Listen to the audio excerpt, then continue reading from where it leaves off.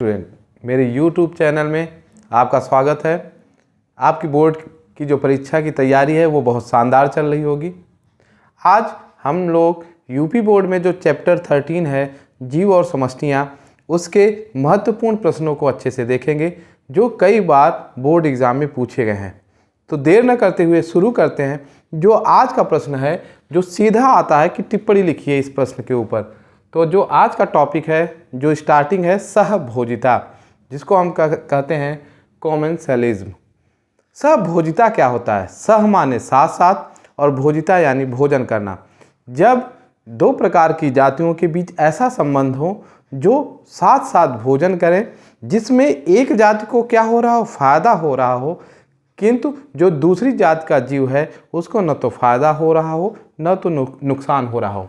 तो यहाँ पे एक ध्यान रखिएगा, यदि फायदा होगा तो उसमें धनात्मक चिन्ह दिखाएंगे, यदि कोई भी फर्क नहीं पड़ता तो उसको शून्य से प्रदर्शित करेंगे। अब इसके उदाहरण महत्वपूर्ण हैं जो एनसीईआरटी में दिए हुए हैं, और जब आप इन उदाहरणों को देखेंगे तो इसकी परिभाषा आपको हमेशा ज़िंदगी भर याद रहेगी और आपका एग्ज़ाम है जिससे आपका समय बच सके।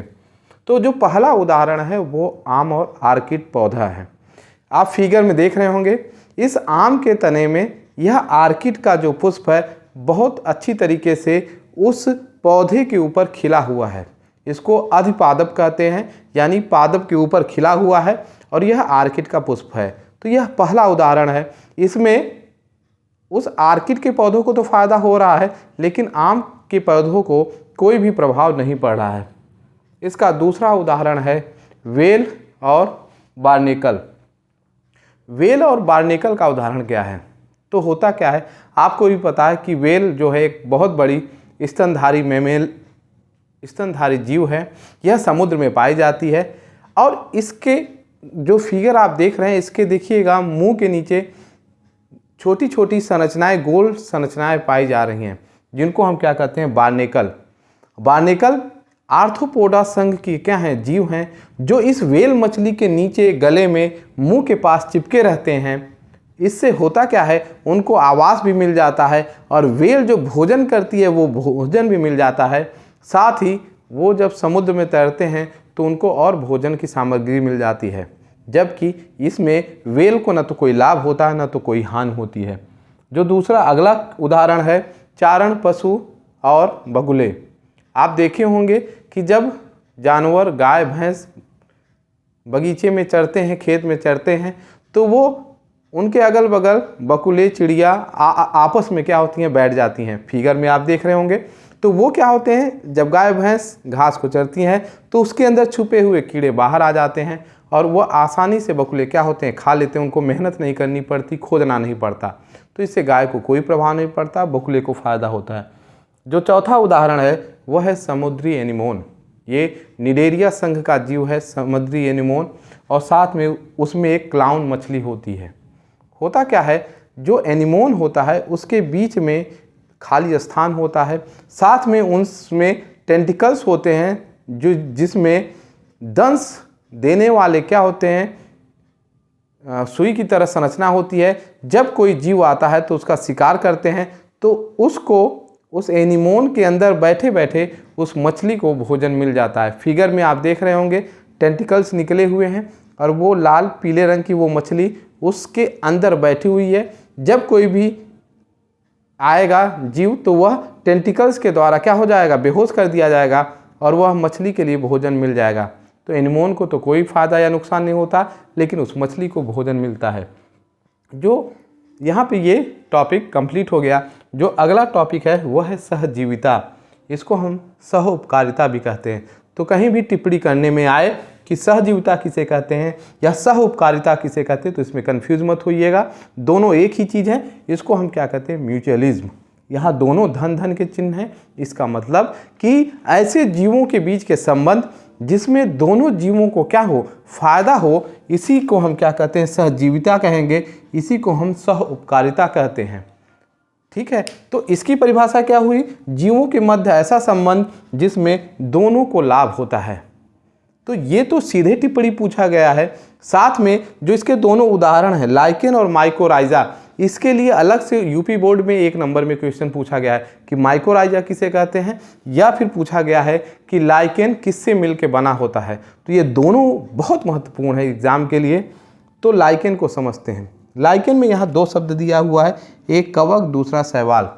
तो जब कवक और शैवाल आपस में मिल जाते हैं तो एक संरचना बनाते हैं, और उसी संरचना को हम क्या कहते हैं, लाइकेन कहते हैं। इस फिगर में आप देख रहे होंगे पौधे पे ऊपर हरे रंग की एक परत है, जो हरे रंग की परत है वह क्या है, शैवाल है, और उसके नीचे कवक होते हैं। कवक क्या होते हैं, उनके अंदर फोटोसिंथेसिस यानी प्रकाश संश्लेषण करने की काबिलियत नहीं होती, तो वह नीचे होते हैं जो मिट्टी से या किसी भी लकड़ी से जल अवशोषित करने की क्षमता रखते हैं, जबकि जो शैवाल होते हैं वो भोजन बनाते हैं। तो ये साथ साथ सहजीवी होते हैं। कैसे, तो यहाँ समझते हैं कि कवक क्या करता है, शैवाल को पानी और जो मिनरल होते हैं वो देते हैं, जबकि शैवाल उसके बदले में इस कवक को क्या देता है, भोजन बना के देता है। तो दोनों क्या होते हैं, एक दूसरे के साथ बहुत अच्छा संबंध रहते हैं और दोनों को बहुत फ़ायदा होता है। तो यह पहला उदाहरण है, और ये जो संरचना बनती है दोनों के जुड़ने से उसको लाइकेन कहते हैं। और लाइकेन जो है वायु प्रदूषण का सबसे अच्छा क्या है, सूचक है, इंडिकेटर है। अब बात तो आती है दूसरी, माइकोराइजा। इसको कवक मूल कहते हैं, मूल माने जड़, कवक यानी फंजाई।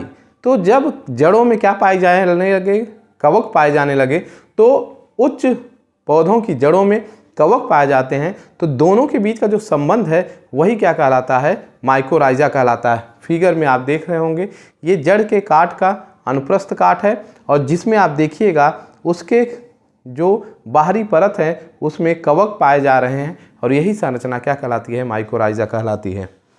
तो अगला जो उदाहरण है वो तीसरा, परागण के कीट व पुष्पों के बीच का संबंध। ये कैसे एक दूसरे से सहजीविता है। आपको भी पता है कि जब पॉलन ग्रेन परागण की प्रक्रिया होती है तो कीट फूल के पास इसलिए नहीं जाते कि उनको परागण करना है, बल्कि वो इसलिए जाते हैं कि वो फूल के अंदर जो मकरंद है, जो रस है, उसको ले सके और उसका वो जाके मधुमक्खी शहद का निर्माण कर सके। तो कीट या मधुमक्खी उस शहद के लालच में उस पुष्प के पास आते हैं, लेकिन वह एक इनडायरेक्ट तरीके से वह परागकण को भी अपने शरीर में फंस जाता है, और वह परागकण दूसरे पुष्प के वर्तिकाग्र पे भी आसानी से चला जाता है। तो वह तो आता है केवल शहद के लिए, लेकिन साथ साथ परागण भी करता है, जिससे फूल में निषेचन की प्रक्रिया संपन्न होती है, और बीज को क्या फ़ायदा, फूल को फ़ायदा हुआ, परागण हुआ, जबकि उस कीट को क्या फ़ायदा हुआ, उसको मकरंद मिला। तो यह जो है सहजीविता और सहकारिता के ये तीन उदाहरण थे। ये तीनों बड़े महत्वपूर्ण हैं, और ये टॉपिक भी आपको समझ में आ चुका है। जो अगला प्रश्न आता है वो 1 नंबर में आता है, उपरति किसे कहते हैं। उपरति को हम क्या कहते हैं, डायपॉज।